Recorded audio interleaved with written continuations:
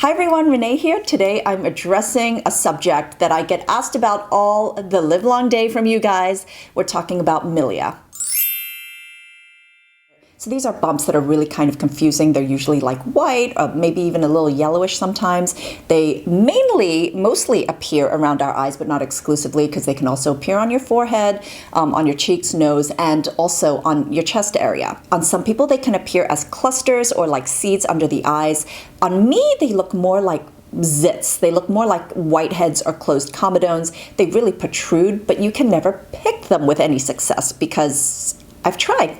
They're also very persistent. I had two a couple of years ago right over here, and they stuck around for about 7 months. Zits do not hang around for 7 months. There are a lot of differences between the two, which is why we can't treat them in the same way, even though sometimes they appear to be the same. Blackheads, whiteheads, closed comedones are basically made up of sebum, congested pores, dead skin cells that are just kind of trapped, but also bacteria. Milia basically happens when we have a buildup of skin and keratin, which is the protein in our skin, gets trapped. So Milia doesn't necessarily appear at the pore level, has nothing to do with our hair follicles or any of that. It has more to do with areas of our skin that are just not as good at naturally turning over. I'm going to share some tips that will help with the treatment and prevention, especially if you are very prone to getting these things on your face, but these will really help speed up their disappearance. However, if you're seeking more immediate results, then please do not take matters into your own hands. It doesn't work. I've tried, trust me. I would definitely give my qualified professional a visit, an esthetician, go to your dermatologist. They will express the keratin out with either a lancing tool or a needle.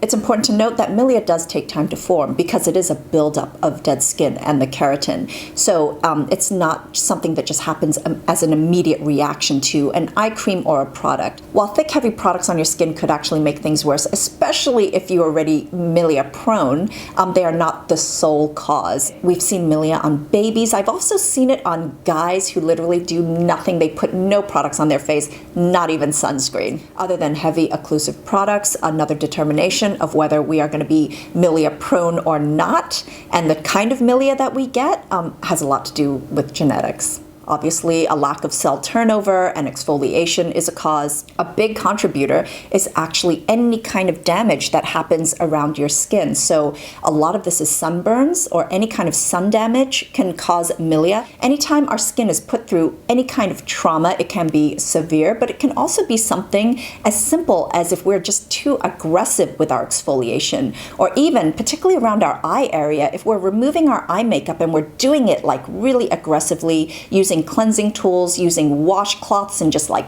pulling and scraping or just rubbing back and forth, can always cause damage on a micro level that you may not be able to see, but you can sometimes feel depending on how sensitive you are. For me, I get stinging, but these can all be causes for Milia. So obviously, regular exfoliation is one of the most important things you can do. As I mentioned earlier, you really don't want to use physical exfoliation, any kind of physical exfoliation around this area. You don't want to do anything that might further abrade your skin around here. It can cause more Milia. So you really do want to go with a gentler acid.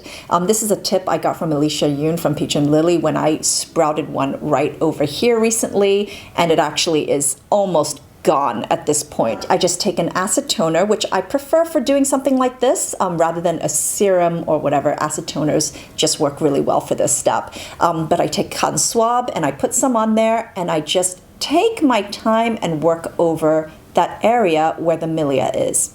If the skin around your eye is really sensitive, then to start, you can always dilute the acid solution by just wetting the cotton bud with water first and then applying the acid solution on it. I like the glycolic acid toning solution for this because it's just thin, it's not weighed down with a lot of sticky humectants, it's not heavy, it's gentle as well. So just gently work over those areas where you may have Milia and just allow those dead skin cells that are trapping all the keratin underneath it just to fall off. This is a treatment that I would do, every, maybe a few times a week to just really kind of loosen the skin in that area. I personally would not recommend getting really close to your eye with acids. Just don't go there. But even the mobile lid, I would avoid that. Definitely stay within a reasonable perimeter. In my last favorites video, you also saw me using these Neogen pads. These have a PHA, polyhydroxy acids, which are also very, very gentle. I use these all over my entire face, but I also use them also very close to my eyes. I sort of dab them. I don't rub or pull or drag. I just dab, and I feel like these really helped me get rid of the Milia that was right over here as well. For prevention, this is always a good practice to make sure that just as you are exfoliating the rest of your face, that you're sort of getting those areas that you usually grow Milia as well. And after I apply my face cream and my eye cream, and wherever there may be overlap, I basically apply toner to a cotton swab and just gently sort of remove any excess product on any areas where I may have Milia. Retinol products are also something you may want to explore because they're really good at helping cell turnover.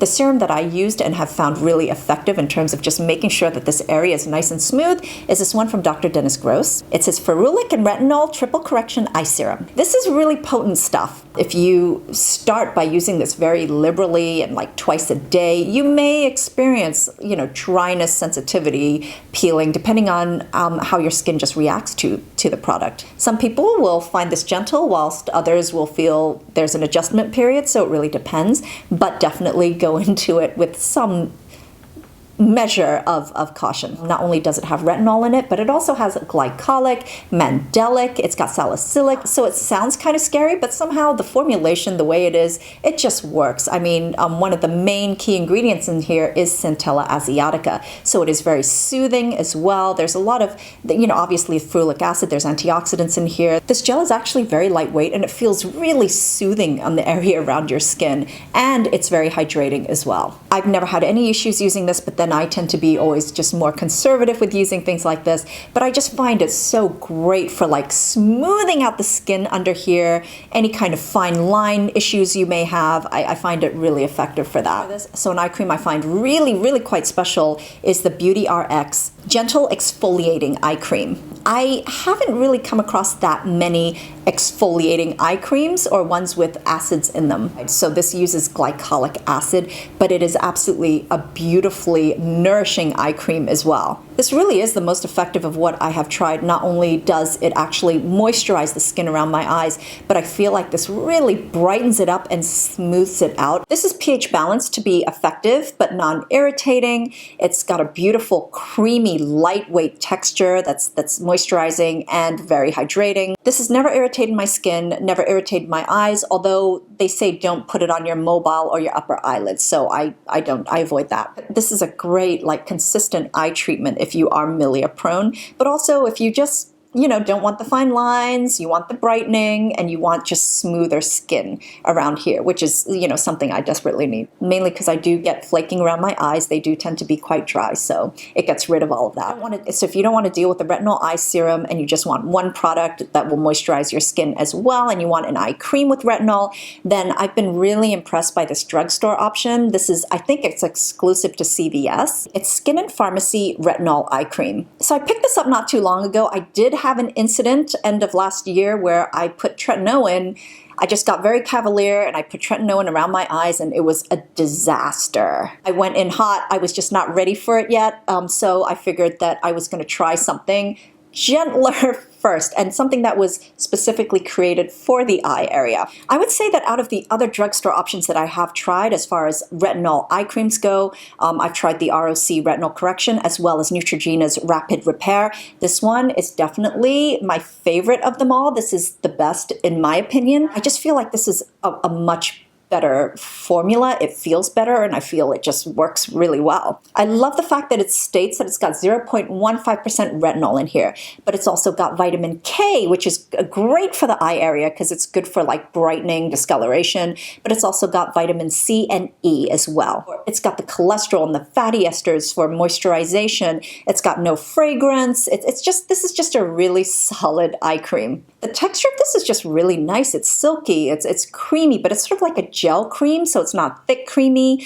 It's hydrating as well as moisturizing on your skin. It dries down, it absorbs. It's just really, really nice. I did have a bit of flaking with this in the beginning, but it was a very kind of satisfying flakiness. I just felt like my skin was just getting really nice and smooth and soft. As far as eye creams go, I feel like as long as you're using something that's sort of relatively lightweight and not really occlusive heavy or greasy, then I think you'll be okay. If you want to be extra cautious or you feel like you can see some milia forming, then just go straight to eye gels. That's a safe bet. Or just eye serums, because those are usually super lightweight but very concentrated as well. Now, the oils are another great treatment for under the eyes, particularly at nighttime. Perhaps during the day, if you're wearing concealer, it may not be the best. But if you have milia or are prone to it, then rosehip oil and green tea seed oil in particular are great treatments because they actually do facilitate your skin's natural exfoliation. But they're also thin oils, drier oils, so they're not going to sit